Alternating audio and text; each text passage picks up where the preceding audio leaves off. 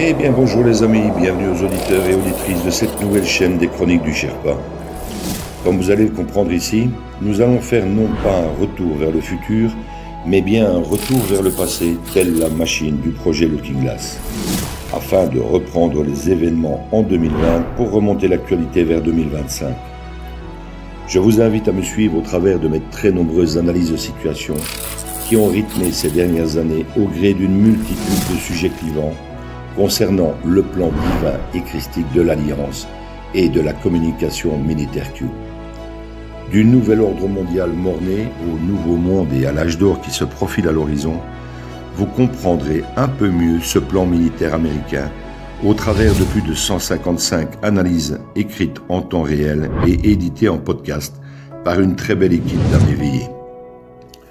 Pensez à vous abonner à la chaîne et cliquez sur le pouce si vous en appréciez le travail. Merci à toute l'équipe Z qui œuvre sans compter ses heures pour offrir ces infos à l'humanité. Bonne écoute à tous et à toutes.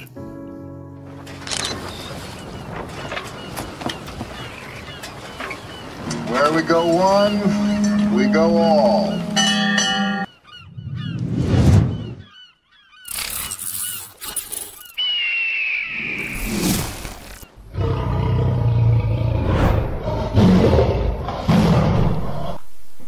Analyse du 31 décembre 2022. Thierry Pirlot, Sherpa One. 2023. Année charnière et de transition. Depuis 3 ans, j'explique à qui veut l'entendre une histoire incroyable qui me prendrait au bas mot 4 heures pour juste en faire le contour sur l'existence d'une cabale pédosatanique qui a planifié la mise en esclavage de l'humanité sous couvert d'un nouvel ordre mondial communiste et transhumaniste 2.0. Cette histoire serait vraiment déprimante si je ne vous racontais pas en même temps celle d'un plan de sauvetage de notre humanité perdue. Celle de l'existence d'un organe d'information militaire appelé Q ou Q-Force et d'une opération extraordinaire réunissant une alliance de plusieurs pays et de leurs dirigeants pour inverser le processus mondialiste orwellien en cours. Cette alliance a sans doute vu le jour en 1964, après l'assassinat de John Fitzgerald Kennedy, le 22 novembre 1963. JFK avait promis aux Américains de détruire le Deep State US et son complexe militaro-industriel. Et il en est mort. Il est mort pour les Américains, mais aussi pour nous tous.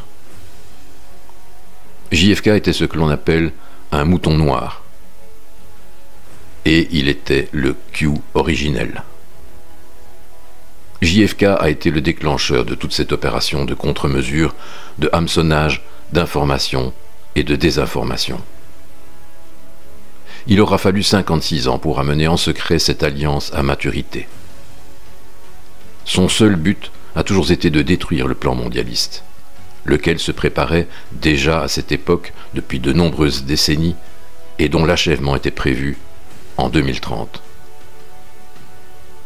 Nous sommes à la fin de 2022 et le plan de Q annonce depuis des années la mort programmée de ce Deep State et de ce nouvel ordre mondial le 31 décembre 2022.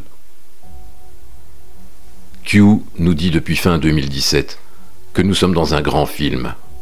Et c'est effectivement le cas, pour celles et ceux capables de le décoder et de le comprendre. Bien sûr, les covidios irrécupérables, en attente de leur prochaine injection, nous prennent tous pour des tarés et des complotistes. Cette théorie conspirationniste incroyable ne fait cependant pas l'unanimité dans toute la complosphère. Les derniers éveillés sont d'ailleurs les plus impatients, et en majorité encore très sceptiques quant à la fin du mondialisme. Certains voient donc ce nouvel ordre mondial s'instaurer de manière inéluctable, sans aucun pare-feu, ni alliance, ni encore moins d'une Q-Force, qu'ils voient comme une pseudo-opposition mise en place par les contrôleurs eux-mêmes. Mais une petite minorité, dont j'ai l'honneur de faire partie, croit de manière inconditionnelle dans le plan de l'Alliance, qui est, selon mon cœur, un plan génial et divin, pour ne pas dire biblique. Cependant, même s'il n'est pas évident de croire sans preuve, il suffit simplement d'éteindre la TV et d'ouvrir les yeux pour comprendre le monde.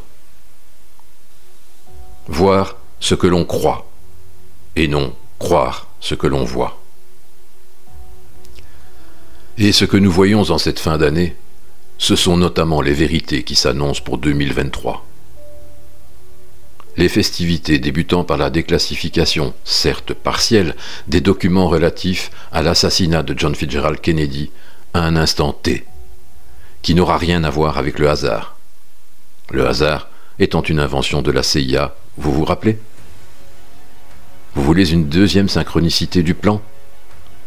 La mort de Benoît XVI aujourd'hui, le 31 décembre 2022, à l'heure où j'écris ces lignes. Pape blanc démissionnaire, si on peut dire. Faux pape, dans tous les cas. Un autre faux pape jésuite devrait le suivre très prochainement, s'il n'est pas déjà remplacé. Le nouvel ordre mondial est mort-né, et c'est une très bonne nouvelle. C'est terminé, mais le grand film de l'Alliance, lui, ne l'est pas, car le grand réveil, The Great Awakening, se poursuit et ne s'arrêtera qu'avec 96% d'éveillés. 4% selon Q ne passeront pas le cap. 2023 sera donc une année charnière difficile, surtout pour toutes celles et ceux qui dorment encore. Et c'est un euphémisme. Les grandes révélations arrivent et n'épargneront personne, même pas les éveillés. Et 2024 sera encore bien plus fascinante. L'apocalypse, qui veut dire dévoilement et révélation, est en cours. Et cette année sera la liaison pour nous permettre d'accéder au monde qui s'en vient et qui ne reproduira plus les erreurs du passé. Un passage obligé vers le nouveau monde en 2025. Je vous souhaite à toutes et tous une excellente année de révélation et de transition sans aucune peur et dans la foi de ce qui nous attend pour notre plus grand bonheur et surtout pour le futur de nos enfants.